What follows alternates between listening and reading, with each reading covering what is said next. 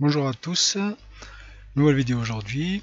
Alors aujourd'hui, l'exercice sur Excel, ça va être de convertir les nombres négatifs et les forcer à afficher un 0 au lieu de des chiffres négatifs. Donc pour cet exercice-là, j'ai préparé un petit tableau avec quelques chiffres. Donc là, pour les chiffres, je travaille avec la fonction alia entre bornes.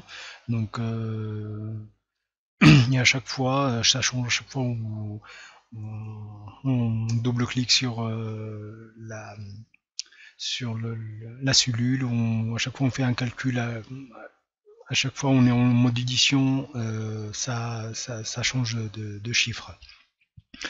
Donc vous allez voir en direct le, le fonctionnement de cette fonction là. Donc le but ici, donc pour forcer, en fait l'astuce qu'on va utiliser pour forcer l'affichage des chiffres négatifs en 0, ça va être d'utiliser la fonction max. Donc une fois qu'on aura trouvé donc le résultat normalement ici on va utiliser la fonction max et là on va calculer la variation en fait en pourcentage avec les deux méthodes qu'on a déjà vues auparavant lors des précédentes vidéos. On va commencer. Donc on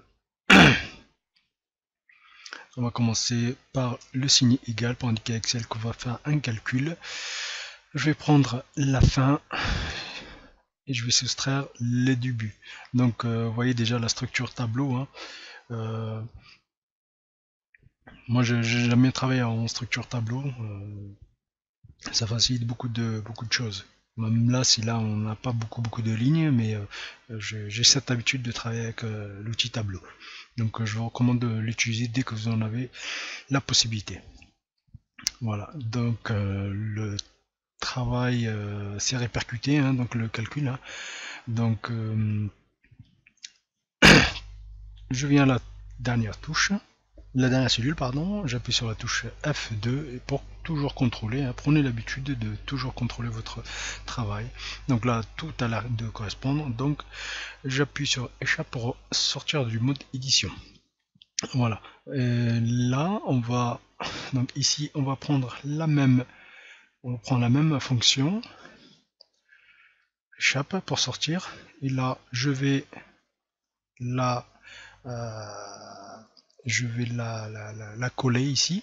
Et avant, on va utiliser la fonction max. Max, M-A-X. Je fais la touche tab.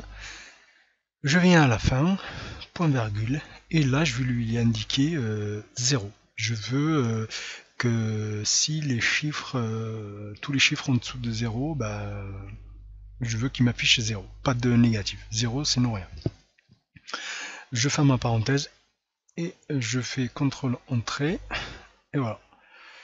Donc on peut le voir, hein, les chiffres ont changé. Là vous voyez le résultat ici, hein, donc on a les mêmes résultats. Ici on a trois nombres négatifs et là la fonction, vu que j'ai demandé afficher un 0 au lieu de négatif, bah voilà, c'est une astuce. Des fois ça, au niveau des rapports, tout ça, quand on présente des rapports, c'est mieux de présenter des zéros, des fois, ça dépend ce qu'il vous est demandé en fait. Hein. Donc voilà. Donc cette fonction là, on peut toujours la vérifier dans formule, évaluer la formule. Et là on va faire l'évaluation. C'est très important, des fois on apprend beaucoup de choses sur le fonctionnement de Excel et les différentes formules, calculs qu'on applique. Quoi. Donc voilà. 18 moins le début, 18 moins 2, 6, parfait. Et là, si on va ici, par exemple, on fait évaluer la formule, évaluer, donc 9, évaluer, moins 20, forcément, moins, évaluer, donc moins 11, moi j'ai demandé un max, donc moins 11, forcément, c'est pas bon, donc j'ai 0. Voilà. Ici, la variation, on va créer de deux méthodes. Toujours le signe égal. Je vais prendre la fin moins le début. Autant pour moi, j'ai oublié les parenthèses. Que je viens diviser par le début. Voilà.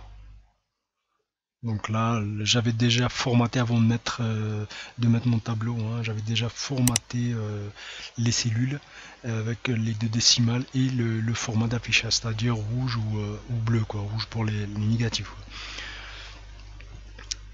La deuxième méthode de calcul, hein, donc on prend la fin, on vient la diviser par le début et on soustrait 1. Voilà. Donc, et pareil, hein, je viens là tout à l'heure de correspondre, c'est pas un souci, mais je prends l'habitude toujours de contrôler. Je viens à la dernière cellule, je contrôle. Tout correspond, parfait. Je fais échappe pour sortir du mode édition. Donc voilà une petite astuce intéressante. J'espère qu'elle vous sera utile dans votre travail. Cette vidéo est terminée, je vous remercie d'avoir regardé et je vous dis à bientôt pour un nouveau tutoriel.